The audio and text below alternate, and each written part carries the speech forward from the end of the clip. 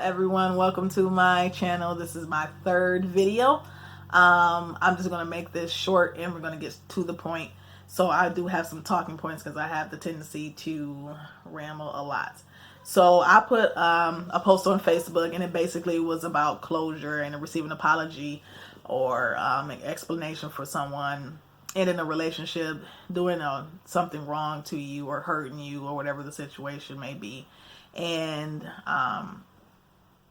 I think a telephone conversation that I had prompted me to put that on my page because I'm having this thing like something pops in my head. I have to get it out. So, what happens if you don't receive the apology or the closure to this relationship or this wrongdoing? And we have been told for years, even as young children, if someone has done you wrong or hurt you, them showing that they will never do this again or it was a mistake, that you will receive a sorry. And even in relationships, we watch movies, countless movies of, if he could just explain to me why he's leaving me, I can move on. And I have come to realize in my own situation that that is a lie. That is another way that you are relinquishing your rights to this person, that you are allowing this person to control your future, as well as you're putting yourself into bondage.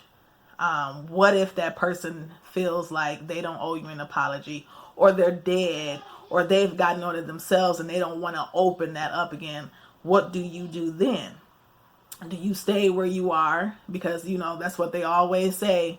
You can't open up another door until the other one's closed. But I have come to realize, because I had this notion in my mind that, once we got the opportunity to sit across from one another and really hash some things out, not to, think that we're going to get back together, but to get these things out on the table, that then once that happened, I would be able to move forward and he can move forward in his life as well. But that never happened. And I'm okay with that because, once you realize that this person really does not have control, once you realize that it's just words that you're basically looking for, it really doesn't matter anymore. It's like, I'm no longer with you. You hurt me. That was the past. I have to get over it. I am giving myself permission to move forward. I no longer need you to do what I need to do. And I think a lot of people are dealing with that. And I know I went through that through my divorce, as well as through other things, other events in my life, family members, friends, or whatever. Like, no, I can't get over it. Holding grudges for no reason. And the only person that you are hurting is yourself. You are holding yourself back from what is ahead of you. You have no idea of what is on this road until you say, okay, you know what? I don't need it. I don't need the sorry. I don't need the why. I don't need the closure.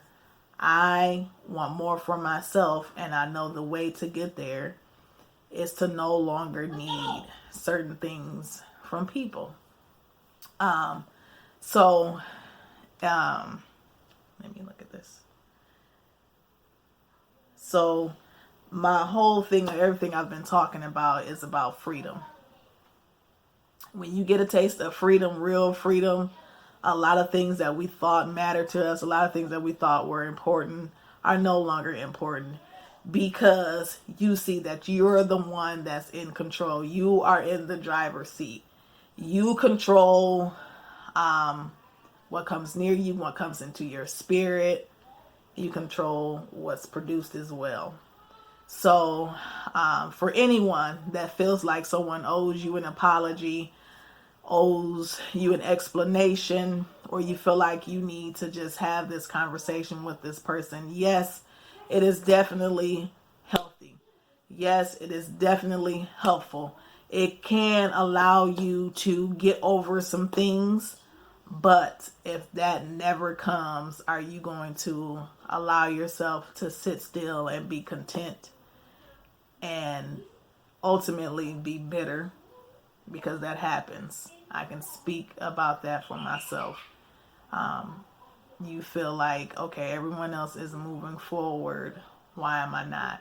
Because you're waiting on one person that did you wrong, that didn't explain why they left, why they hurt you, why they said this to you. And it may be multiple people. It may be a couple of conversations that you feel like you need to have. But at the end of the day, you are in control. You don't have to get that sorry. And I know my cousin put something on there. Their actions speak louder than words. Yes, that is true. But I think we have, like I say, even as young children, it has been planted in our heads that we need to hear these words. I'm sorry. I apologize. I'll never do it again. I left you because of this. I did this because of that. And that is totally not true. Yes, it's healthy. It's awesome if you can get those answers. But even if you get them, what are you going to do? You still have the choice to move forward, or in my experience, once you start asking those questions, and more than likely, most of the time, if the person's heart isn't in the right place, they're going to piss you off even more. And that's just picking at that sore. So I am going to tell you guys what my sister said on my Facebook page, is to keep those. Because like I said, ultimately, it's about you. You have the power and the control to keep going. Not the words, not the person coming back.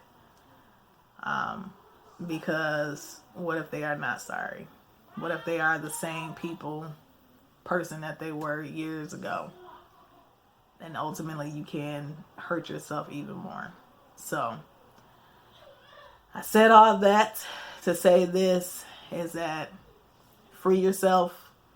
It is so worth it. And you'll start to see, the more and more you conquer these things that we'll be talking about, the easier other things will come. So I just ask you to think about this. Write your list down. Whoever it is that you feel like has done you wrong and you haven't received this apology or whatever, free yourself. Say it to them. Say it to that list. We're good. I understand. I no longer want to be in this place of bitterness and stagnant and content and not living my life, not living up to my potential, because I know there's more inside of me and I cannot get to it if I'm staying in the same place. So, free yourself. God bless.